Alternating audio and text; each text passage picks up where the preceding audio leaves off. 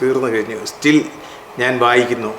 ഞാൻ ഇപ്പോൾ വായിച്ചുകൊണ്ടിരിക്കുന്നത് ക്യാൻസറിനെ പറ്റിയുള്ള ഒരു പുസ്തകമാണ്. എംപറർ ഓൾ മാലഡീസ് ക്യാൻസർ എന്ന് പറയുന്ന ഒരു പുസ്തകം. അതുപോലെ തന്നെ ഈയിടെ വായിച്ച എനിക്കൊരു കണ്ണുനീരോടുകൂടി വായിച്ച ഒരു പുസ്തകമുണ്ട്. പോൾ കലാനിധി എന്ന് പറയുന്ന ഒരു ഡോക്ടർ എഴുതിയൊരു പുസ്തകം. അദ്ദേഹം ഒരു ഡോക്ടറായിരുന്നു, ഒരു ന്യൂറോ സർജൻ. അദ്ദേഹത്തിന് 36-ാമത്തെ വയസ്സിലെ ക്യാൻസർ പിടിപെടുന്നതും ലങ്സിനെ ക്യാൻസർ പിടിപെടുന്നതും ഇതിനിടയ്ക്കൊരു മകളുണ്ടാകുന്നതും മരിക്കും എന്നറിഞ്ഞുകൊണ്ട് ആ മകളോടൊപ്പം ചെലവഴിച്ച ദിനങ്ങൾ, ഇതൊക്കെ വായിക്കുമ്പോൾ ഇതൊക്കെ തന്ന വായനാനുഭവങ്ങൾ വളരെ വലുതാണ്. ഇതൊക്കെ വായിക്കാൻ സാധിച്ചല്ലോ, എനിക്കതിന് കഴിഞ്ഞല്ലോ, എൻ്റെ ജീവിതത്തിൽ ഇത്രയുമൊക്കെ പോകാൻ കഴിഞ്ഞല്ലോ എന്നൊരു സന്തോഷം എനിക്കുണ്ട്.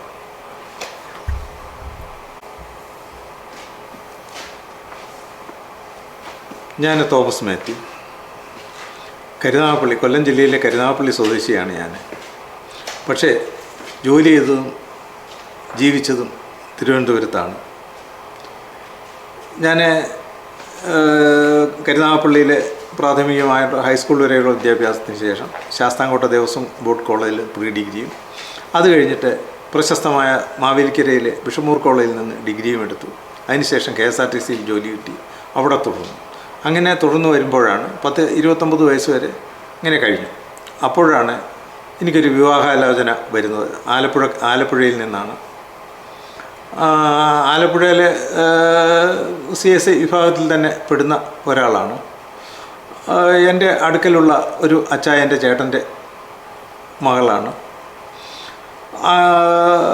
പെണ്ണ് കാണാൻ പോയപ്പോഴേ എനിക്ക് അധികം ചങ്ങനാശ്ശേരി SBയിലാണ് ഇദ്ദേഹം PG ആണ് എന്നൊക്കെ എനിക്കറിയാമായിരുന്നു.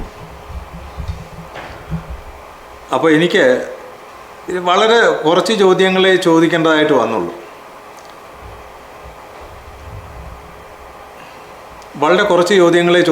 വന്നുള്ളൂ. കാരണം എന്നോടൊപ്പം ഡിഗ്രിക്ക് പഠിച്ച എൻ്റെ ഒരു സുഹൃത്തിൻ്റെ വൈഫിൻ്റെ ഏറ്റവും അടുത്ത ഫ്രണ്ടാണ് ഇയാളെന്ന് മനസ്സിലായി. അവനെനിക്ക് എല്ലാ ഡീറ്റെയിൽസും തന്നിരുന്നു. അതുകൊണ്ട് കൂടുതലൊന്നും ചോദിക്കേണ്ടതായിട്ട് വന്നില്ല. ഞാനപ്പോൾ ചോദിച്ച ഒരു ചോദ്യം എന്താണെന്ന് വെച്ചാൽ, വീക്കിലികൾ വായിക്കാറുണ്ട്? ഉണ്ട്. ഏതാണ്? മാതൃഭൂമി. അപ്പോൾ തന്നെ ഏതാണ്ട് ഒരു 50% ആയി. അത് കഴിഞ്ഞ് പിന്നെ എനിക്ക് കുഴപ്പമില്ല, മാതൃഭൂമിയൊക്കെ വായിക്കുന്ന ഒരാളിനൊരു മിനിമം നിലവാരം കാണും. അത് കഴിഞ്ഞിട്ട് ഞാൻ രണ്ടാമതായിട്ട് ചോദിച്ചു, ഞാനൊരു മത്സ്യാഹാര പ്രിയനാണ്, അതുകൊണ്ട് ഞാൻ ചോദിച്ചു, മുളകിട്ട മീൻകറി വെക്കാൻ അറിയാമോ? അറിയാം. അപ്പോൾ പിന്നെ അതോടുകൂടി 100% ആയിക്കഴിഞ്ഞു. പിന്നെ ഒന്നും ചോദിച്ചില്ല. പിന്നെ ബാക്കി എല്ലാ കാര്യങ്ങളും പറഞ്ഞു തീർത്തു. എന്നോട് ഏതാണ്ടൊക്കെ ചോദിച്ചു, ഞാനും പറഞ്ഞു തീർത്തു. അതിനുശേഷം കല്യാണമൊക്കെ കഴിഞ്ഞു. ഞങ്ങൾ സ്വസ്ഥമായിട്ട് ട്രിവാൻഡ്രത്ത് ജീവിച്ചു. ഞങ്ങൾക്ക് 2 മക്കളാണ്, ഞാൻ പറഞ്ഞു കഴിഞ്ഞു. 2 ആൺകുട്ടികളാണ്. ഒരാൾ ഇവിടെ ഹ്യൂസ്റ്റണിലെ IT വർക്ക് ചെയ്യുന്നു. അടുത്തയാൾ ഇംഗ്ലണ്ടിൽ നഴ്സായിട്ട് ജോലി ചെയ്യുന്നു. അങ്ങനെയാണ് ഞങ്ങളുടെ ജീവിതം. ഇവിടെ മോനും കുടുംബവും ഹ്യൂസ്റ്റണിലുണ്ട്. ഒരു മോളാണ്. രണ്ടാമത്തെ ആളിന് 2 ആൺകുട്ടികളാണ്. മരുമോൾ എറണാകുളത്ത് SBയിലെ ഒരു ഓഫീസറാണ്. അതുകൊണ്ട് അവർ അവിടെ എറണാകുളത്ത് കഴിയുന്നു. ഞങ്ങൾ ഇടയ്ക്കിടയ്ക്ക് പോയി അവരെ കാണും. അങ്ങനെയാണ് ഞങ്ങളുടെ ജീവിതം. ഞങ്ങൾ രണ്ടുപേരും 2 വിഭിന്ന ചിന്താഗതിക്കാരാണ്. കൃത്യമായിട്ട് 2 ഐഡിയോളജിക്കലായിട്ട് 2 തരത്തിൽ ചിന്തിക്കുന്നവരാണ്. ഞാൻ നേരത്തെ പറഞ്ഞ പോലെ ഞാൻ ദൈവവിശ്വാസിയോ മതവിശ്വാസിയോ അല്ല. അതേസമയം ഇദ്ദേഹം 100% ദൈവവിശ്വാസിയും ഫുള്ളി ഡിവോട്ടഡുമാണ്. ഞാൻ അയാൾ പള്ളിയിൽ പോകണമെങ്കിൽ ഞാൻ കൊണ്ടുപോയി പള്ളിയിലാക്കും, അവിടെ ഇരിക്കും, തിരിച്ചു കൊണ്ടുവരും, അതിനും കുഴപ്പമില്ല. ഞാൻ എൻ്റെ പ്രസ്ഥാനത്തിന് വേണ്ടി വോട്ട് ചെയ്യണമെന്ന് ഞാനിതേവരെ ഞാൻ പറഞ്ഞിട്ടില്ല, പറയാനും എനിക്ക് ഉദ്ദേശമില്ല. അത് ഇഷ്ടം പോലെയാകാം, അയാളുടെ സൗകര്യം പോലെയാകാം. പിന്നെ ഞങ്ങൾ രണ്ടുപേരും വായിച്ച പുസ്തകങ്ങളെ പറ്റി ചിലപ്പോൾ ഇരുന്ന് ഡിസ്കസ് ചെയ്യും. ഇയാളുടെ കയ്യിൽ നിന്ന് എനിക്ക് കിട്ടുന്ന ഏറ്റവും വലിയ ഒരു ഗുണം എന്താണെന്ന് വെച്ചാൽ, ഞാൻ വായിച്ചു വരുന്നതിനിടയ്ക്ക് അടുക്കളയിൽ നിൽക്കുന്ന അദ്ദേഹത്തെ വിളിച്ച് ചോദിക്കും, ഇവിടെ ഇന്ന വാക്കിൻ്റെ പ്രൊനൗൺസിയേഷൻ എങ്ങനെ, അല്ലെങ്കിൽ അർത്ഥം എങ്ങനെ, ഇമ്മീഡിയറ്റായിട്ട് എനിക്ക് പറഞ്ഞു തരും. കാരണം എനിക്ക് ഡിക്ഷണറി നോക്കുന്ന ശല്യം ഒഴിവാക്കാം. അങ്ങനെ ഞങ്ങൾ വളരെ ഭദ്രമായിട്ട് അവരവരുടെ സ്വാതന്ത്ര്യം അവരവർക്ക് വിട്ടുകൊടുത്തുകൊണ്ട് 2 പേര് അങ്ങോട്ടും ഇങ്ങോട്ടും അഡ്ജസ്റ്റ് ചെയ്തുകൊണ്ട് ജീവിക്കുന്നു. അവസരങ്ങളൊന്നുമില്ല, യാതൊരു വിധമായ അവസരങ്ങളൊന്നുമില്ല. ഒരു എങ്ങനെ ആയിരിക്കണം ഒരു വിവാഹ ജീവിതം എന്ന് ചോദിച്ചാൽ, ഞങ്ങളെപ്പോലൊക്കെ ആയാൽ മതി എന്നെനിക്ക് പറയാൻ പറ്റും. അതാണ് എനിക്ക് പറയാനുള്ളത്. എന്നെപ്പറ്റി എങ്ങനെ അസസ് ചെയ്യുന്നു എന്ന് ഞാൻ ഇതേവരെ ചോദിച്ചിട്ടില്ല. പക്ഷേ ഇയാളെപ്പറ്റി ഞാൻ അസസ് ചെയ്തിട്ടുണ്ട്, അത് ഞാൻ കൺവേ ചെയ്തിട്ടുമുണ്ട്. ഞാൻ അന്നമ്മ ഡാനിയൽ. ഞാൻ ആലപ്പുഴയിലാണ് ജനിച്ച് വളർന്നത്. ഡിഗ്രി വരെ ഞാൻ അന്നമ്മ ഡാനിയൽ. ഞാൻ ആലപ്പുഴയിൽ ജനിച്ച് വളർന്നത് സാധാരണ ഒരു മിഡിൽ ക്ലാസ് ഫാമിലി എന്ന് പറയാം. എൻ്റെ അമ്മ ഒരു ടീച്ചറായിരുന്നു. ഫാദർ അവിടെ ആലപ്പുഴയിൽ തന്നെ ഒരു കമ്പനിയിൽ, ഒരു പ്രൈവറ്റ് കമ്പനിയിൽ ഒരു ഉദ്യോഗസ്ഥനായിരുന്നു. സാധാരണ ഒരു ജീവിതമായിരുന്നു എൻ്റേത്. ഡിഗ്രി വരെ ആലപ്പുഴ സെൻറ്റ് ജോസഫ്സ് കോളേജിലാണ് പഠിച്ചത്. അതിനുശേഷം ചങ്ങനാശ്ശേരി SB കോളേജിൽ PG ചെയ്തു. PG കഴിഞ്ഞിട്ട് മാവേലിക്കര പീറ്റ് മെമ്മോറിയൽ ട്രെയിനിങ് കോളേജിൽ B.Edും ചെയ്തു. B.Edന് പഠിച്ചുകൊണ്ടിരുന്നപ്പോൾ സെക്രട്ടേറിയറ്റ് ജോലി കിട്ടി. പിന്നീട് 31 വർഷം 78 സെക്രട്ടേറിയറ്റ് ജോലി കിട്ടി. 2010 സെക്രട്ടേറിയറ്റിൽ നിന്നും വിരമിച്ചു. ദൈവം എന്നെ ഏൽപ്പിച്ച ചുമതലകൾ ഏറ്റവും എന്ന് പറഞ്ഞാൽ എൻ്റെ കൊച്ചിലെയുള്ള വലിയൊരു ആഗ്രഹം ഒരു ജോലി വേണമെന്നുള്ളതായിരുന്നു. അപ്പോൾ അങ്ങനെ ജോലി കിട്ടി. ആ ജോലിയിൽ തന്നെ മാക്സിമം എനിക്ക് പറ്റുന്നത് പോലെ എൻ്റെ ജോലി ഏറ്റവും സത്യസന്ധമായിട്ട് ചെയ്തു.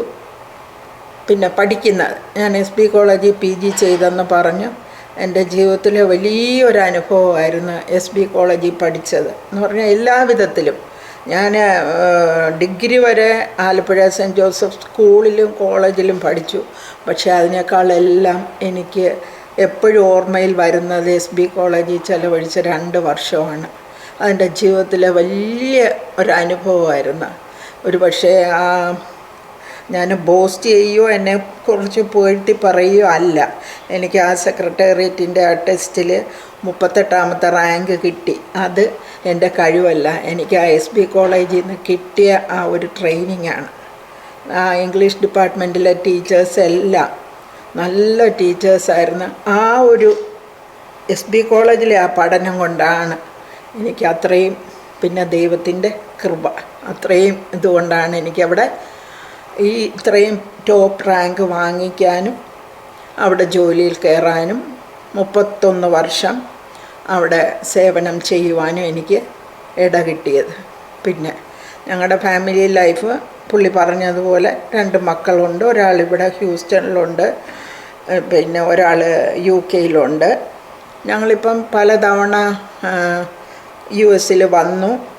മോന് ഹ്യൂസ്റ്റണിലോട്ട് ഷിഫ്റ്റ് ചെയ്തിട്ട് 2.5 വർഷമേ ആയുള്ളൂ. നേരത്തെ അയോവ, റിച്ച്മണ്ട് അവിടെയൊക്കെ ആയിരുന്നു. പക്ഷേ അവിടെ അങ്ങനെ അധികം ഫ്രണ്ട്സൊന്നുമില്ല, വേറെ വീടുകളിൽ പോകാറില്ല. പക്ഷേ ഇവിടെ വന്നു കഴിഞ്ഞ് ഒരുപാട് ഫ്രണ്ട്സും ഞങ്ങൾക്ക് ആക്ച്വലി ഇവിടെ വരാനായിട്ട് ഭയങ്കര സന്തോഷമാണ്.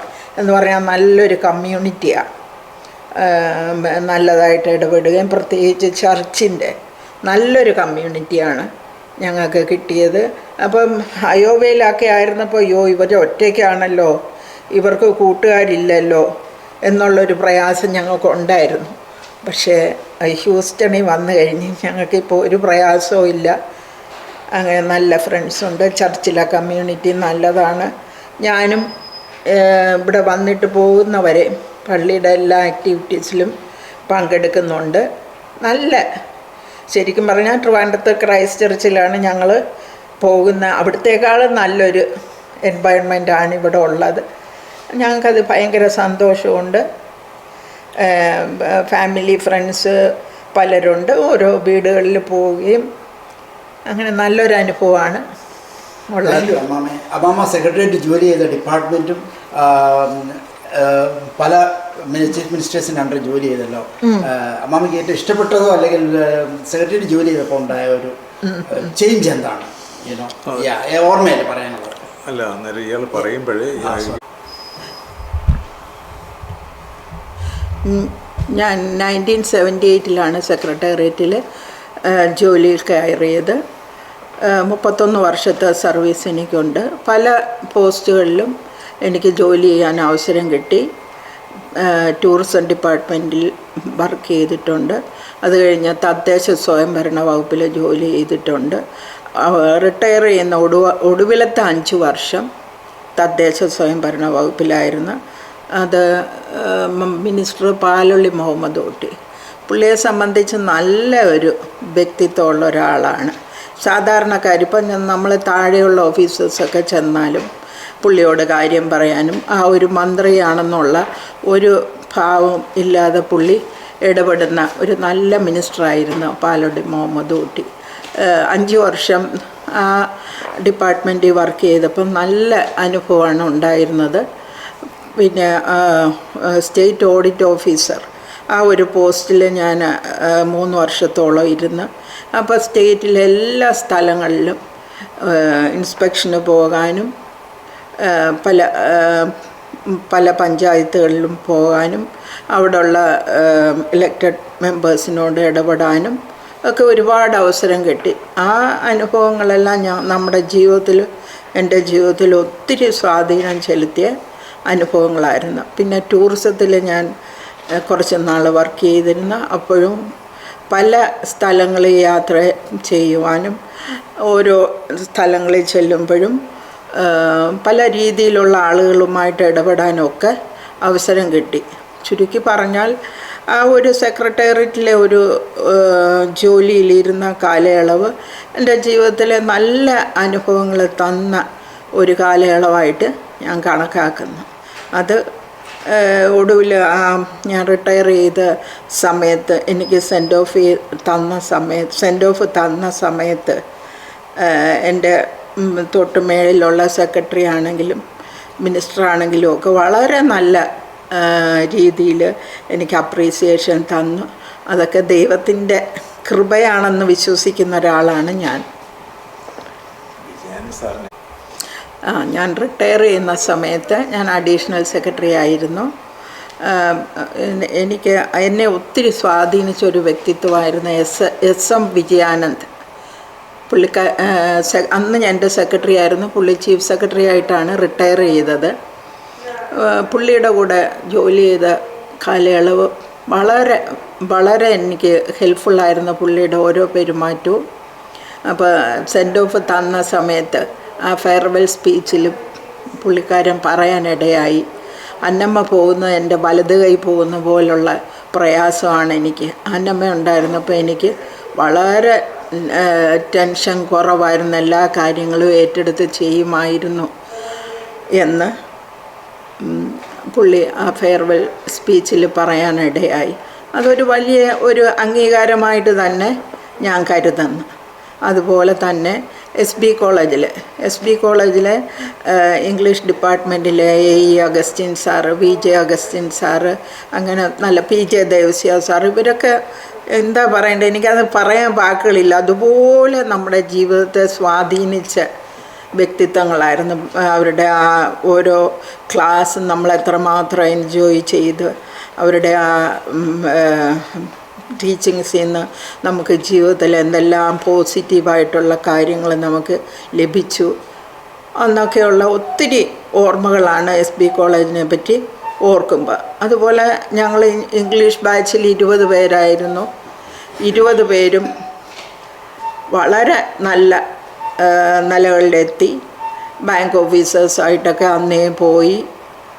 അങ്ങനെ നല്ല നല്ല നിലകളിൽ ജോലി ചെയ്ത് റിട്ടയർ ചെയ്തു. ഒരാൾ മാത്രം ഈ ലോകത്ത് നിന്ന് ഇവിടെ പറഞ്ഞു, ബാക്കി എല്ലാവരും ഇപ്പോഴും ഉണ്ട്.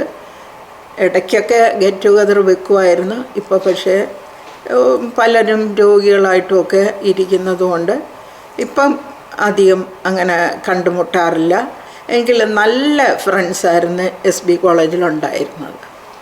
താങ്ക് യു അമ്മാമ്മ. അമ്മാമ്മ ജോലി കിട്ടിക്കഴിഞ്ഞ് തിരുവനന്തപുരത്തോട്ട് താമസം മാറ്റിയതിനെ പറ്റി ഒന്ന് സൂചിപ്പിക്കാം. ഞാൻ പറഞ്ഞു എനിക്ക് 1978 സെക്രട്ടേറിയറ്റിൽ ജോലി കിട്ടിയെന്ന്. അപ്പോൾ എൻ്റെ സ്വന്തം സ്ഥലം ആലപ്പുഴയാണ്. ഞാൻ മാവേലിക്കര BEd പഠിച്ചുകൊണ്ടിരുന്നപ്പോഴാണ് ജോലി കിട്ടി. മാവേലിക്കരയിൽ നിന്നാണ് ട്രിവാൻഡ്രത്തേക്ക് ഷിഫ്റ്റ് ചെയ്തത്. അപ്പോൾ അവിടെ LMSൻ്റെ ഒരു ഹോസ്റ്റലിലാണ് ആദ്യം താമസിച്ചത്. LMS ഹോസ്റ്റലിൽ താമസിച്ചു. പിന്നെ ഒരു ഗവൺമെൻറ് ഹോസ്റ്റലുണ്ടായിരുന്നു നളന്തായിൽ PMGയിൽ, അവിടോട്ട് മാറി 1.5 വർഷം കഴിഞ്ഞാണ് ഞങ്ങളുടെ വിവാഹം കഴിയുന്നത്. ആ വിവാഹം കഴിഞ്ഞ് ഞങ്ങൾ അവിടെ ഒരു റെൻറ്റഡ് ഹൗസ് എടുത്ത് അങ്ങോട്ട് മാറി. പിന്നെ 1990-ലാണ് ഞങ്ങൾ സ്വന്തമായിട്ടൊരു ഞങ്ങളുടെ സെക്രട്ടേറിയറ്റിൻ്റെ തന്നെ ഒരു ഹൗസിംഗ് കോളനിയിൽ സ്ഥലം വാങ്ങിച്ചു, വീട് വെച്ച് അവിടോട്ട് താമസം മാറിയത്. ഇപ്പോൾ ഞങ്ങൾ അവിടെ ശാസ്തമംഗലം എല്ലാവർക്കും അറിയാവുന്ന സ്ഥലമാണ്. അതിൻ്റെ അടുത്ത് കാഞ്ഞിരംപാറ, ശാസ്തമംഗലത്ത് നിന്ന് 5 മിനിറ്റേ ഉള്ളൂ. കാഞ്ഞിരംപാറ എന്ന സ്ഥലത്താണ് ഞങ്ങൾ ഇപ്പം താമസിക്കുന്നത്.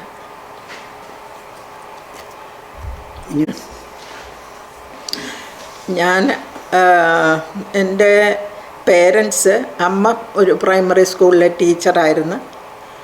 ഫാദർ ആലപ്പുഴയിലൊരു ഫാക്ടറിയിലെ ഒരു ഉദ്യോഗസ്ഥനായിരുന്നു. എനിക്കൊരു ചേച്ചിയും ഒരു സഹോദരനുമാണ് ഉണ്ടായിരുന്നത്. 2 പേരും ഇപ്പം മരിച്ചുപോയി. ബ്രദറിൻ്റെ ഫാമിലിയാണിപ്പം ഞങ്ങളുടെ വീട്ടിൽ താമസിക്കുന്നത്. പിന്നെ ആലപ്പുഴ ആയിരുന്നപ്പോഴാണ് ഞാൻ ചങ്ങനാശ്ശേരിയിൽ SB കോളേജിൽ പഠിക്കാനായിട്ട് പോയി. അന്ന് ഈ പാലങ്ങളില്ല. അന്ന് ആലപ്പുഴ സ്റ്റാൻഡിൽ നിന്ന് ബസ് കയറി പള്ളാത്തുരുത്തിയിൽ ഇറങ്ങും. പള്ളാത്തുരുത്തിയിൽ നിന്ന് കടത്ത് കയറി നെടുമുടിയിൽ ഇറങ്ങും. അവിടുന്ന് കടത്ത് കയറി കിടങ്ങറ ഇറങ്ങും.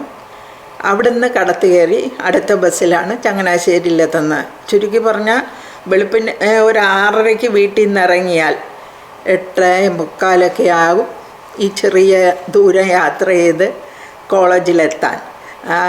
ആ ഒരു യാത്രയിൽ എനിക്ക് വളരെ രസകരമായൊരു അനുഭവം ഒരിക്കലുണ്ടായി. എന്ന് പറഞ്ഞാൽ ഞങ്ങൾ നെടുമുടി സ്റ്റോപ്പിൽ വന്ന് ഇറങ്ങിയിട്ട് കടത്ത് കയറി അപ്പുറത്ത് ചെന്നപ്പോഴത്തേ ഇങ്ങനെ വള്ളത്തിൽ പോവുക. അപ്പോൾ ഈ പരിചയമുള്ളവർക്കൊരു അവർ ചെയ്യുന്ന ഒരു പണി എന്ന് പറഞ്ഞാൽ വള്ളം അങ്ങോട്ട് അടുക്കുമ്പം ഇവരങ്ങ് കരയിലോട്ട് ചാടും. അപ്പോൾ ഇങ്ങനെ ഒരാൾ ചാടി, 2 ആൾ ചാടി. അപ്പോൾ എനിക്ക് വെള്ളം പേടിയാണ്, കൊച്ചിലെ വെള്ളം ഭയങ്കര പേടിയാണ്. അപ്പോൾ ഒരാൾ ചാടി, 2 ആൾ ചാടി, 3 ആൾ ചാടി. ഞാൻ എന്ത് ചെയ്ത്, അപ്പോൾ ഇങ്ങനെ ഈ വള്ളം ഒലഞ്ഞ സമയത്ത് ഒരു കുറ്റി ഇങ്ങനെ നാട്ടിയിരിക്കുന്ന ഒരു കുറ്റി കണ്ട് ഞാൻ പെട്ടെന്ന് ആ കുറ്റിയെ പിടിച്ചു. ഏറ്റവും മണ്ടത്തരമായി പോയി ആ കുറ്റിയെ പിടിച്ചത്. അപ്പം ഈ വള്ളം ചരിഞ്ഞ് ഞാൻ ആറ്റിലോട്ടങ്ങ് വീഴുകയായിരുന്നു. അപ്പോഴത്തേക്കങ്ങ് ഭയങ്കരമായിട്ടങ്ങ് പേടിച്ച്. പിന്നെ വെള്ളത്തിൽ പരിചയമുള്ള ആരോ വന്ന് പിടിച്ച് പൊക്കി. പിന്നെ അടുക്കലുള്ളൊരു വീട്ടിൽ പോയി. ഈ നമ്മുടെ ഡ്രസ്സ് കാണുമല്ലോ, ഹോസ്റ്റലിലേക്ക് പോകുമ്പം ഡ്രസ്സും ഒക്കെ ആയിട്ടാണല്ലോ പോകുന്നത്. ആ ഡ്രസ്സും ഒക്കെ എടുത്ത് ഇട്ട് ഇതെല്ലാം പൊതിഞ്ഞ് തിരിച്ചങ്ങ്. അത് വളരെ രസകരം. ഇപ്പോഴും ഞങ്ങൾ 2 പേരായിരുന്നു ആലപ്പുഴയിൽ നിന്ന് SB കോളേജിൽ പോയിക്കൊണ്ടിരുന്നത്. ഞങ്ങൾ ആലപ്പുഴ വെച്ചും സെൻറ്റ് ജോസഫ്സിൽ ഒരു ക്ലാസ്സിൽ പഠിച്ചവരാ. സെക്രട്ടേറിയറ്റിൽ പിന്നെ ഒരുമിച്ച് ജോലി ചെയ്തവരാ. ആ പുള്ളിക്കാരി ഞാനും കൂടെ ഇപ്പോഴും കാണുമ്പോൾ ആ ഒരു ഇൻസിഡൻറ്റ് പറയും. അത്രയും ഒരു ഓർമ്മിക്കുന്ന ഒരു അനുഭവം അത്. സിബ്ലിങ്സ് ഒക്കെ എന്ത് ജോലിയായിരുന്നു ചെയ്തിരുന്നത്? അവരെന്തുവരെ പഠിച്ചു എന്നൊന്ന് പറയാമോ? സിബ്ലിങ്സ് പിന്നെ മൂത്തത് ബ്രദറായിരുന്നു. ബ്രദർ SSLC കഴിഞ്ഞതേ ഉള്ളൂ. പുള്ളി ചെറിയ ബിസിനസ്സൊക്കെ ചെയ്ത് ജീവിക്കുകയായിരുന്നു. ചേച്ചി അങ്ങനെ വലുതായിട്ട് പഠിച്ചൊന്നുമില്ല. പുള്ളിയെ കല്യാണം കഴിച്ച് വിട്ട് മാവേലിക്കര ആണ് പുള്ളിയുടെ ഫാമിലി. പിന്നെ ഞാനും. അമ്മ ഇംഗ്ലീഷ് ലിറ്ററേച്ചറാണ് മാസ്റ്റേഴ്സ് MA ചെയ്തത്. അതെ, MA. അതൊരു പുസ്തക വായനകളും പുസ്തകത്തെ നന്നായിട്ട് വായിക്കുമായിരുന്നു. നന്നായിട്ട് വായിക്കുമെന്ന് പറഞ്ഞാൽ പഠിക്കാൻ എടുക്കുന്ന സമയത്തേക്കാൾ കൂടുതൽ മറ്റുള്ള ബുക്കുകൾ രാത്രി 1 മണി 2 മണി വരെയൊക്കെ ഇരുന്ന് വായിച്ച്. അതൊക്കെ ജീവിതത്തിൽ നമുക്ക് ഒരുപാട് എന്താ പറയുന്നത്, നല്ല അനുഭവങ്ങളും നമുക്ക് നമ്മുടെ നിലവാരം തന്നെ ഒരുപാട് മാറുന്ന. ഞാൻ പറഞ്ഞില്ല, ഞാനൊരു സാധാരണ വീട്ടിൽ ജീവിച്ചതാണ് ആലപ്പുഴ. അന്നത്തെ കാലത്ത് അത്ര വലിയൊരു സാഹചര്യങ്ങളൊന്നും ഇല്ലായിരുന്നു. എങ്കിലും ആ പഠിത്തം കൊണ്ട് എൻ്റെ ജീവിതത്തിലെ ഔട്ട്ലുക്കൊക്കെ ഒരുപാട് മാറി. ഒരുപാട് നമ്മുടെ സഹപാഠികളും ഒക്കെ ആയിട്ട് മിങ്കിൾ ചെയ്തും ഒക്കെ ഒരുപാട് ഔട്ട്ലുക്ക് തന്നെ നമ്മുടെ മാറിയിട്ടുണ്ട്. പിന്നെ ആ വിഷയം, പിന്നെ ഞങ്ങളെ ടീച്ചേഴ്സും ഒക്കെ നല്ല ഒരു ഇതായിരുന്നു SB കോളേജിൽ. സെൻറ്റ് ജോസഫ്സിലെന്ന് പറഞ്ഞാൽ അതൊരു കോൺവെൻറ്റാണ്. കോൺവെൻറ്റിൽ എന്ന് പറയുമ്പോൾ ഒട്ടും ഫ്രീഡം ഇല്ല. അതിൽ നിന്നാണ് ഈ SBയിലോട്ട് പോയത്. SBയിൽ ബെസ്റ്റ് കോളേജ്. പിന്നെ നമുക്ക് നല്ല സ്വാതന്ത്ര്യമാണ്, മിസ്യൂസ് ചെയ്യത്തില്ല. പിന്നെ ഞങ്ങൾ പഠിച്ചുകൊണ്ടിരുന്നപ്പോൾ ഡിഗ്രി വരെ ബോയ്സ് മാത്രമേ ഉള്ളായിരുന്നു, PG മാത്രമേ ഉള്ളായിരുന്നു ഗേൾസ്. എങ്കിൽ തന്നെ നല്ല ചിട്ടയും നല്ല ഒരു കോളേജായിരുന്നു അത്. അതുപോലെ നല്ലൊരു ലൈബ്രറി, SBയിലെ ലൈബ്രറി നല്ലൊരു ലൈബ്രറി. അതിൽ നിന്നൊക്കെ ഒരുപാട് നമുക്ക് അനുഭവങ്ങൾ കിട്ടി. അതുപോലെ കാവുകാട്ട് ഹോള് വലിയൊരു ഓഡിറ്റോറിയം. അവിടെ ഓരോ നല്ല നല്ല ഡ്രാമകളൊക്കെ വരും. ഈ ഡോക്ടർ ഫോസ്റ്റേഴ്സ് അങ്ങനെയൊക്കെയുള്ള നാടകങ്ങളൊക്കെ വരുമായിരുന്നു. അതൊക്കെ കാണാനുള്ള അവസരങ്ങൾ കിട്ടി. അതിൽ നിന്നൊക്കെ നമ്മൾ ഒത്തിരി പഠിച്ചു. അതാണ് ചങ്ങനാശ്ശേരിയിലെ അനുഭവം ഓർക്കുമ്പോൾ ഒത്തിരി ജീവിതത്തിൽ പഠിക്കാൻ പറ്റിയ ഒരു കാലയളവായിട്ട് ഞാൻ കണക്കാക്കുന്നു. ചെറുപ്പകാലത്തിലുള്ള ഏറ്റവും ഇഷ്ടപ്പെട്ട സാഹിത്യകാരൻ ആരായിരുന്നു? മുട്ടത്തുവർക്കി അങ്ങനെയുള്ള നോവലുകളൊക്കെ വായിക്കുമായിരുന്നു? ബാലരമയൊക്കെ വായിക്കുമായിരുന്നു? മലയാളം അന്നും കുറവാണ്. ഞാൻ ഇംഗ്ലീഷിനോടായിരുന്നു എനിക്ക് സ്കൂളിൽ പഠിക്കുമ്പോഴേ. എന്ന് പറഞ്ഞാൽ ഞാൻ സ്പെഷ്യൽ ഇംഗ്ലീഷ് എടുത്ത് പഠിച്ച ആളാണ്. ഹൈസ്കൂളിൽ ഇംഗ്ലീഷ് മീഡിയം എന്ന് മാത്രമല്ല, മലയാളം ഫസ്റ്റ് പേപ്പർ മാത്രമേ ഞങ്ങൾ പഠിക്കുന്നുള്ളൂ. മലയാളം സെക്കൻഡ് പേപ്പറിന് പകരം സ്പെഷ്യൽ ഇംഗ്ലീഷ് പഠിച്ചത്. അപ്പം ഇംഗ്ലീഷ് ഇതിനോട് കൊച്ചിലെ താല്പര്യം ഉണ്ടായിരുന്നു. അങ്ങനെയാണ് ഈ ലിറ്ററേച്ചർ ആ രീതിയിൽ പോകാനിടയായത്. ഇംഗ്ലീഷ് ലിറ്ററേച്ചറിൽ ഏതൊക്കെയാണ് ഇഷ്ടപ്പെട്ട? ഷേക്സ്പിയർ അങ്ങനെയൊന്നും അല്ല, ഷേക്സ്പിയർ എല്ലാം. ഏതെങ്കിലും ഒരു 2 ലൈൻ ഓർമ്മയുണ്ടോ? 2 ലൈൻ പാടാൻ പറ്റുമോ? ഞാൻ എപ്പോഴും ഓർക്കുന്ന വരികൾ ഇതാണ്. ഷെല്ലിയുടെ ഞാൻ വേറൊരു ഇതും കൂടെ ഉണ്ട്. ഞാൻ PGയുടെ ബൈക്ക് പോയപ്പം എന്നോട് ചോദിച്ചൊരു ചോദ്യമാണ് ഏറ്റവും ഇഷ്ടമുള്ള 2 വരികൾ. അപ്പോൾ ഇന്നത്തെ കാഴ്ചപ്പാടല്ലല്ലോ നമുക്ക് അന്ന്. അന്നേരം ഞാൻ പറഞ്ഞത് എനിക്ക് ഏറ്റവും ഇഷ്ടമുള്ളത് ഷെല്ലിയുടെ I fall upon the thorns of life I bleed. ഇന്നിപ്പോൾ അതല്ല എൻ്റെ കാഴ്ചപ്പാട്.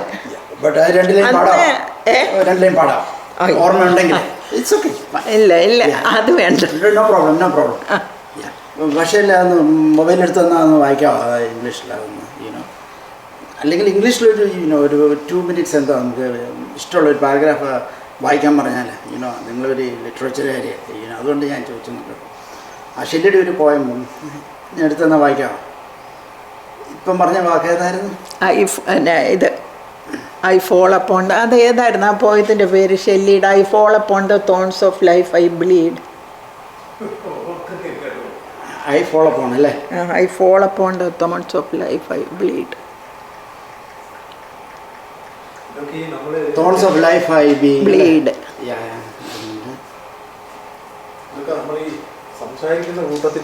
മറന്നു നമ്മൾ സമയം ഒത്തിരി ആയില്ല. അതിൻ്റെ വർഷങ്ങൾ എത്ര പോയി, മറവിയൊക്കെ ശരിക്കുണ്ട്.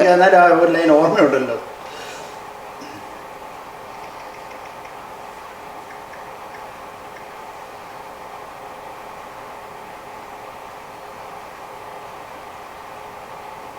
കാരണം വീഡിയോയിൽ അതൊക്കെ ഒത്തിരി ഹൈലൈറ്റ് ചെയ്യുവേ നമ്മൾ ഇപ്പോഴത്തെ ആ ഒരു നോളജും കാര്യങ്ങളൊക്കെ.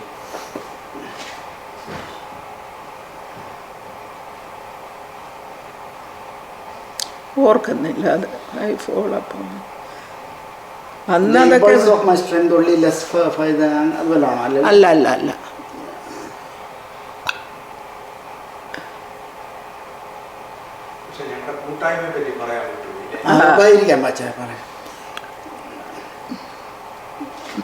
അമ്മാമയ്ക്ക് മൊബൈൽ അത് സെർച്ച് ചെയ്യാൻ പറ്റുമോ? എനിക്ക് അത്രയും പരിചയമില്ല. അപ്പോൾ നമുക്ക് ഇത്രയും മതിയല്ല. 2 ലൈൻ അതൊരു ഹൈലൈറ്റ് ആണ് എൻ്റെ.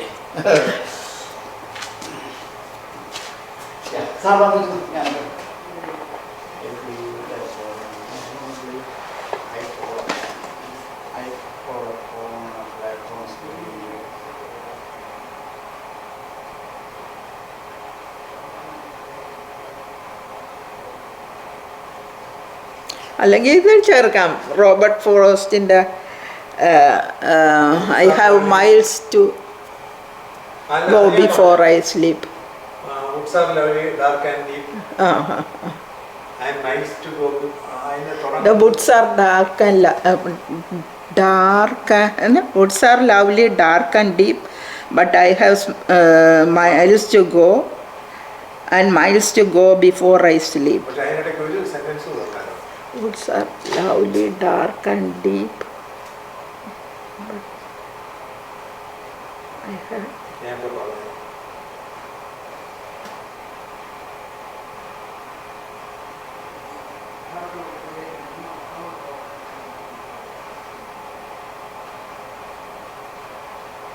എന്നിട്ട് വൈഫൈയിൽ അത് തന്നെ ചോദിച്ചല്ലേ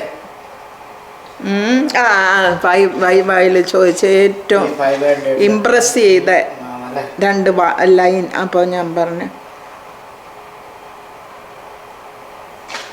ഈ പോയമാണോ അല്ലല്ലോ ഈ ഫൈവ് ഓ കണ്ണാടി എടുക്കട്ടെ കണ്ണാടി എടുക്കും ഒട്ടും വായിക്കത്തില്ല.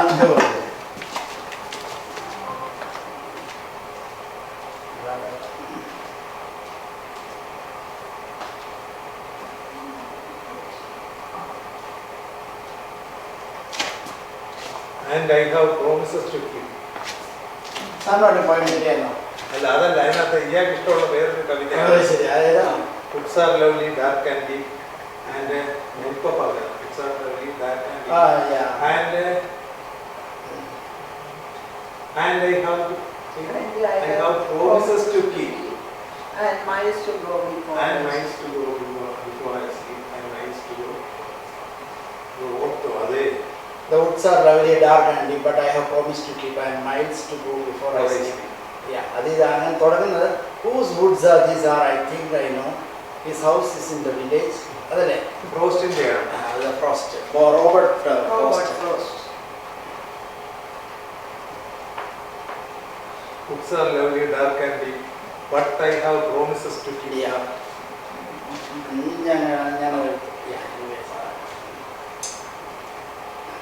കാരണം ഈ എസ് ബിയിലെ ഇംഗ്ലീഷ് എസ് ബിയിലെ ബി എക്ക് ഇംഗ്ലീഷ് പഠിച്ച സാറുണ്ട് അദ്ദേഹം നല്ല സാധ്യതയാണ് 70 നമ്പിമടം ചങ്ങനാശ്ശേരി നമ്പിമടമാണ്. അദ്ദേഹം സാധ്യതനാണ്. അദ്ദേഹം എഴുതിയപ്പം ഇതൊക്കെ പുസ്തകങ്ങളൊക്കെ ഉണ്ട്. ഞാൻ സാറിന് നമ്പർ തരാം, നിങ്ങളൊന്ന് വിളിക്കണം. അദ്ദേഹം ചങ്ങനാശ്ശേരിക്കാരനാണ്. നിങ്ങളുടെ ബാച്ച്മേറ്റ്സിനൊക്കെ അറിയാമായിരിക്കും.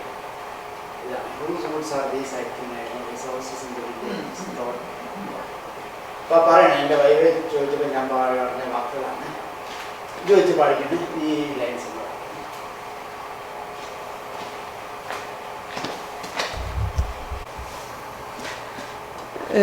ഞാൻ പി ജിക്ക് എൻ്റെ വൈവായിക്ക് ചോദിച്ചു ഏറ്റവും ഇഷ്ടമുള്ള 2 ലൈൻ പറയാമോ എന്ന് ചോദിച്ചപ്പോൾ ഞാൻ പറഞ്ഞ ലൈൻസാണ്. The woods are lovely, dark and deep, but I have promises to keep and miles to go before I sleep and miles to go before I sleep. ഇത് റോബർട്ട് ഫ്രോസ്റ്റിൻ്റെ stopping by woods on a snowy evening എന്ന പോയത്തിൻ്റെ last സ്റ്റാൻസയാണ്. ഞാൻ ആ poem മുഴുവനൊന്ന് വായിക്കാം. Whose woods are these? I think I know. His house is in the village, though he will not see me stopping here to watch his woods fill up with snow. My little horse must think it queer to stop without a farmhouse near. Between the woods and the frozen lake, the darkest evening of the year, he gives his harness bells a shake to ask if there is some mistake. The only other sounds the sweep of easy wind and downy flake. The woods are lovely, dark and deep, but I have promises to keep, and miles to go before I sleep, and miles to go before I sleep. Thank you. ഞാൻ Thomas Mathew, KSRTCയിലെ ഒരു administrative ഓഫീസറായിട്ട് retire ചെയ്തു. 2005 December 31 ഞാൻ സർവീസിൽ നിന്നും വിരമിച്ചത്. അതുവരെ trade union പ്രവർത്തനങ്ങളിലും ഓഫീസിലെ മറ്റു പ്രവർത്തനങ്ങളിലും വളരെ വ്യാപൃതനായിട്ട് നടന്നു. അതിനുശേഷം ഞങ്ങളുടെ ഒരു സുഹൃത്ത് വലയത്തിലേക്ക് ഞങ്ങൾ ചുരുങ്ങി. വൈകുന്നേരങ്ങളിലൊക്കെ കണ്ടുമുട്ടും, സംസാരിക്കും, ഒരു കാപ്പിയൊക്കെ കഴിക്കും. അങ്ങനെയായി.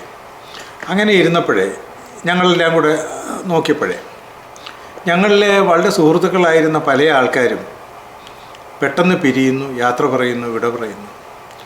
അവർ മരിച്ചു വരുമ്പോൾ ഞങ്ങൾ അറിയുന്നില്ല. ആ മൃതശരീരം പോലും ഒന്ന് കാണുന്നതിനുള്ള സൗകര്യം ഇല്ലാതായി ആ നിലയിലാകുന്നു. അപ്പോഴേ ഞങ്ങൾ ആലോചിച്ചു, നമുക്കൊരു കൂട്ടായ്മയ്ക്ക് രൂപം കൊടുക്കാം. ചിലപ്പോൾ വിജയിക്കും, ചിലപ്പോൾ പരാജയപ്പെടും. എന്തായാലും ഒരു പരീക്ഷണം എന്നുള്ള നിലയിൽ ഞങ്ങളെ അവൈലബിളായിട്ടുള്ള അഡ്രസ്സും ഫോൺ നമ്പരും ഒക്കെ ഉപയോഗിച്ച് കുറേ പേരെ കോണ്ടാക്ട് ചെയ്തിട്ട് ഞങ്ങളുടെ ഓഫീസിൽ നിന്നും റിട്ടയർ ചെയ്തവരുടെ, ഞങ്ങളുടെ സീനിയേഴ്സിൻ്റെയും ജൂനിയേഴ്സിൻ്റെയും എല്ലാവരുടേതുമായിട്ടുള്ള യോഗം ട്രിവാൻഡ്രം YMCAയിലെ 2011 വിളിച്ചു കൂട്ടി. പക്ഷേ ഞങ്ങളുടെ പ്രതീക്ഷയ്ക്ക് അപ്പുറമായിട്ട് ആൾക്കാർ വന്നു, വളരെ കൂടുതൽ ആൾക്കാർ വന്നു. ഞങ്ങൾ കരുതിയിരുന്ന ലഘുഭക്ഷണങ്ങളും എല്ലാം തീർന്നു. പക്ഷേ എല്ലാവർക്കും വളരെ സന്തോഷമായി. എല്ലാവരും വന്ന് ഇത് സംഘടിപ്പിച്ചവരെ കെട്ടിപ്പിടിച്ചു, അഭിനന്ദിച്ചു. നിനക്കൊക്കെ ഇത് തോന്നിയല്ലോ എന്ന് പറഞ്ഞു. ഞങ്ങളെ ഇന്നും ഞങ്ങൾ ആദ്യം അതൊരു 2-3 വർഷം മാത്രമേ നടത്താൻ പറ്റൂ എന്ന് വിചാരിച്ചെങ്കിലും ഇന്ന് ഞങ്ങൾ ഏതാണ്ട് ഒരു 100ഓളം ആൾക്കാരുമായിട്ട് ഞങ്ങളുടെ കൂട്ടായ്മ മുമ്പോട്ട് കൊണ്ടുപോകുന്നുണ്ട്. അതിൽ വളരെ പ്രശസ്തരായ ആൾക്കാർ, അതിൽ അലക്സാണ്ടർ ജേക്കബ് സാറ്, IPS മുൻ ജയിൽ DGP ആയിരുന്ന അലക്സാണ്ടർ ജേക്കബ് സാറ്, അതുപോലെ തന്നെ വളരെ പ്രശസ്തരായിട്ടുള്ളവർ, ഡോക്ടർമാർ, സർജന്മാർ, മറ്റ് ഡോക്ടർമാർ. കഴിഞ്ഞ ഒരു യോഗത്തിൽ ട്രിവാൻഡ്രത്തെ council for scientific and industrial research എന്ന് പറയുന്ന ആ ഒരു മഹത് സ്ഥാപനത്തിലെ ഡയറക്ടർ ഒരു ലേഡി വന്ന് ഫുഡ് സേഫ്റ്റിയെ പറ്റി സംസാരിച്ചു. പക്ഷേ എല്ലാം അറേഞ്ച് ചെയ്തെങ്കിലും ഞാൻ ഇവിടെ ആയിപ്പോയി. സംഗതി യോഗമെല്ലാം വളരെ ഭംഗിയായിട്ട് നടന്നു, എല്ലാം കഴിഞ്ഞു. ഇനി ഞങ്ങളിങ്ങനെ തിരിച്ച് ചിന്തിക്കുമ്പോഴേ ധാരാളം ആൾക്കാരെ ഞങ്ങൾക്ക് സഹായിക്കാൻ കഴിഞ്ഞു.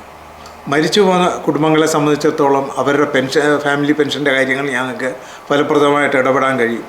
രോഗാവസ്ഥയിൽ കഴിയുന്ന ആൾക്കാർക്ക്, ചില താഴ്ന്ന തട്ടിലൊക്കെ ജോലി ചെയ്ത് പോകുന്ന ആൾക്കാർക്ക് ഞങ്ങൾക്ക് കാര്യമായിട്ട് തന്നെ സാമ്പത്തിക സഹായം ചെയ്യാൻ കഴിയും. ഈ റിട്ടയർമെൻറ്റ് ലൈഫ് വിരസമാകാതെ ഇരിക്കാൻ, റിട്ടയർ ചെയ്ത ശേഷമുള്ള ജീവിതം പോലും ബാക്കിയുള്ളവർക്ക് വേണ്ടി അവരുടെ സഹായത്തിനായിട്ട് നീക്കിവെക്കാൻ ഞങ്ങളുടെ കൊച്ചു കൂട്ടായ്മ അന്നും ഇന്നും ഞങ്ങളെ പ്രാപ്തരാക്കുന്നു. ഒരു ഡെഡിക്കേറ്റഡ് ആയിട്ടുള്ള ഒരു കൂട്ടമായിട്ട് എൻ്റെ ചുറ്റുമുണ്ട്. ഞങ്ങളിത് നടത്തിക്കൊണ്ടു പോകുന്നു. അതിൽ വളരെ സന്തോഷമുണ്ട് ഞങ്ങൾക്ക്. Thank you. എൻ്റെ പേര് ഡേവിഡ് കല്ലേൽ. ഞാൻ ഹ്യൂസ്റ്റൺ പെയർലാൻഡിൽ താമസിക്കുന്നു. ഇവിടെ എന്നോടൊപ്പം 2 പേരുണ്ട്. തോമസ് മാത്യു ലാലുമോൻ എന്ന് പറയും, എൻ്റെ കസിനാണ്. എൻ്റെ ഫാദറിൻ്റെ പെങ്ങളുടെ മകനാണ്. അദ്ദേഹം നാട്ടിലായിരുന്നു, KSRTC വർക്ക് ചെയ്തുകൊണ്ടിരിക്കുകയായിരുന്നു. റിട്ടയർ ചെയ്തു. ഇപ്പം മകൻ്റെ കൂടെ പെയർലാൻഡിൽ വന്ന് താമസിക്കുന്നു. സഹധർമ്മിണി അന്നമ്മ ഡാനിയൽ, അവരും റിട്ടയർ ചെയ്തു. ട്രിവാൻഡ്രം സെക്രട്ടേറിയറ്റ് കുറേ വർഷം ജോലി ചെയ്തു, റിട്ടയർ ചെയ്തു. ഇപ്പം 2 പേരും മകൻ്റെ കൂടെ താമസിക്കുന്നു. സാർ ജസ്റ്റ് ഇത് പറഞ്ഞിട്ട് എന്തെങ്കിലും ഡിസ്ക്ലെയിമറായിട്ട് എന്തെങ്കിലും ഒരു വാക്ക് പറയണമെന്നുണ്ടെങ്കിൽ ഞാൻ പറഞ്ഞ പല കാര്യങ്ങളും ടോപ്പിക്കുകൾ പറഞ്ഞിട്ടുണ്ട്. വേണമെന്നുണ്ടെങ്കിൽ അല്ലെങ്കിൽ ജസ്റ്റ് പറഞ്ഞാൽ മതി. എങ്ങനെ? അല്ല, ഇന്ന് പല ടോപ്പിക്കുകളും ഞാൻ പറഞ്ഞു. എൻ്റെ ഒരു ജീവിതാനുഭവമാണ് ഞാൻ പറഞ്ഞത്. ഇതുപോലൊരു സാധ്യത എനിക്ക് ചെയ്തു തന്ന ഹ്യൂസ്റ്റൺ വോയിസിനോടുള്ള താങ്ക്സ്, ഒരു താങ്ക് യു നോട്ട് പോലെ. പിന്നെ ലാസ്റ്റ് വേണമെങ്കിൽ പറഞ്ഞാൽ മതി. ഇതിൽ ഞാൻ പല ടോപ്പിക്കുകളും എൻ്റെ അറിവിൽ നിന്നും ഓർമ്മയിൽ നിന്നും പറഞ്ഞതാണ് എന്നുള്ള പറയണമെന്നുണ്ടെങ്കിൽ ഇല്ലെങ്കിൽ നോ പ്രോബ്ലം. റെഡി 1 2 3. ഞാൻ 74 വയസ്സ് കഴിഞ്ഞിരിക്കുന്നു. ഇന്നലെ ആണ് ഇദ്ദേഹത്തെ പരിചയപ്പെട്ട ഹ്യൂസ്റ്റൺ വോയിസിൻ്റെ ജീവാത്മാവും പരമാത്മാവുമായ സെനിയെ പരിചയപ്പെട്ടത്. അതുകൊണ്ട് കൂടുതലൊന്നും ഓർത്തെടുക്കാനും ഒന്നും കഴിഞ്ഞിട്ടില്ല. എൻ്റെ ജീവിതാനുഭവങ്ങളിൽ നിന്നും എൻ്റെ ഓർമ്മയിൽ നിന്നുമാണ് ഇതെല്ലാം ഞാൻ പറഞ്ഞിട്ടുള്ളത്. ചിലപ്പോൾ ചില ഓർമ്മപ്പശകളോ തെറ്റുകളോ കുറ്റങ്ങളോ എല്ലാം വന്നിരിക്കാം. എങ്കിലും അവ പറയാൻ, എനിക്ക് നിങ്ങളുടെ മുമ്പിൽ അവതരിപ്പിക്കാൻ ഒരു അവസരം തന്നതിൽ എനിക്ക് അതിയായ നന്ദി ഉണ്ട്. അത് ഞാൻ രേഖപ്പെടുത്തുകയും ചെയ്യുന്നു. മാമിയൊരു വാക്ക് പറഞ്ഞു. Okay, thank you. ഓക്കെ. എൻ്റെ എനിക്കില്ലായിരുന്നു. ആ ഓക്കെ ഓക്കെ കുഴപ്പമില്ല. പിക്ക് ചെയ്യും കഴിഞ്ഞ പ്രാവശ്യം പിക്ക് ചെയ്തായിരുന്നല്ലോ. ഇവിടെ ഉണ്ടായില്ല. പിക്ക് ചെയ്യാം. താങ്ക് യു സാറേ. സാറേ ഒത്തിരി സന്തോഷം. ഈ ചില ക്യാമറ റെക്കോർഡ് ചെയ്ത് പോകുമ്പോൾ ഇങ്ങനെയാണ് ഒരുപാട് എന്നെ കൂടെ അത്ഭുതപ്പെടുത്തും. പ്ലസ് ഞാൻ പറഞ്ഞില്ല, ഞാൻ ഒരു അറ്റ്ലാന്റ വെച്ച ഒരു കോൺഫറൻസിൽ ഒരു അമ്മമ്മയോട് ജസ്റ്റ് ഒരു വാക്ക് ചോദിച്ചതേ ഉള്ളൂ. പ്രായമുള്ള ഒരു 85 വയസ്സ്, 1959 അമേരിക്ക കമ്പ്യൂട്ടർ സയൻസ് പഠിക്കാൻ വന്നൊരു അമ്മ. 1959 എന്ന് പറഞ്ഞാൽ ഞാൻ ജനിച്ചിട്ടില്ല, 2 വർഷം കഴിഞ്ഞാണ് ജനിക്കുന്നത്. എൻ്റെ വീട്ടിൽ കറണ്ട് വരുന്നത് ഒരു 74. കമ്പ്യൂട്ടർ എന്താണെന്നോ അല്ലെങ്കിൽ അതൊക്കെ പോട്ടെ, ഈ അന്നത്തെ കാലത്ത് കമ്പ്യൂട്ടർ എന്നൊക്കെ പറഞ്ഞാൽ വലിയ അരിപ്പെട്ടി പോലെ. പക്ഷെ അന്ന് ഈ അമേരിക്ക ഈ ബഹിരാകാശത്തേക്ക് ഇത് വിടുന്നത് കൊണ്ട് അവരുടെ കമ്പ്യൂട്ടറിലുള്ള എഡ്യൂക്കേഷൻ ഇവിടുത്തെ യൂണിവേഴ്സിറ്റി തുടങ്ങിയായിരുന്നു. ഈ ലേഡി കോട്ടയം CMS കോളേജിൽ +2 കഴിഞ്ഞിട്ട്, അന്ന് +1 ഉള്ളൂ, 1 വർഷമേ ഉള്ളൂ. യൂണിവേഴ്സിറ്റി കഴിഞ്ഞ് തന്നെ ബാംഗ്ലൂർ കൽക്കട്ടയിൽ ഒരിടത്ത് പോയി കമ്പ്യൂട്ടറിൻ്റെ ഒരു ജസ്റ്റ് ഏതാണ്ട് ഒരു സിലബസ് അന്ന് ഇൻട്രൊഡ്യൂസ് ചെയ്തിരുന്നു കൽക്കട്ടയിൽ. ഒന്ന് ഓർത്ത് നോക്കി, അവർ ആ പ്രായത്തിൽ കൽക്കട്ടയിൽ പോയി പഠിച്ച് അവിടുന്ന് നേരെ അവർ ഇവിടെ വന്നു. അന്ന് നമ്മൾ അറിയുന്നില്ല. ഇപ്പോൾ ഇവിടെ അമേരിക്കയിലുള്ള മലയാളീസ് എന്ന് പറഞ്ഞാൽ ആവറേജ് ഒരു 99% ഒന്നിൽ നേഴ്സ് ആയിരിക്കും, അല്ലെങ്കിൽ നഴ്സ് പ്രാക്ടീഷനായിട്ട്. പഴയ ആൾക്കാർ പഴയ ഡിപ്ലോമ ജനറൽ നഴ്സിംഗ് പഠിച്ചിട്ട് വന്നവരായി. ഞാനിതുപോലെ മൈക്കിനോട് ജസ്റ്റ് ഒരു 1400 പേരുടെ നമ്മൾ CSI കോൺഫറൻസിൻ്റെ അവർ ലഞ്ചിന് പോകുന്ന സമയത്ത് ഇതുപോലെ ഒന്ന് പിടിച്ച് നിർത്തി. ഞാൻ ജസ്റ്റ് ഒന്ന് ചോദിച്ചു, അമ്മച്ചി ഇതുപോലെ ഒരു വാക്ക് പറയാമോ, പേരെവിടെ, നാടെവിടെ? അപ്പം ആദ്യം തന്നെ പ്രായം 80+ ഉണ്ട്. എന്നാലും ഞാൻ അമ്മച്ചി എന്ന് വിളിച്ചപ്പോഴത്തേനും അവരുടെ ഫേസ് ഇങ്ങനെ ഒന്ന് ഒരു ഇതായി. അമ്മച്ചിയോ അവരെന്നോടേക്ക് തിരിച്ച് ചോദിച്ചു.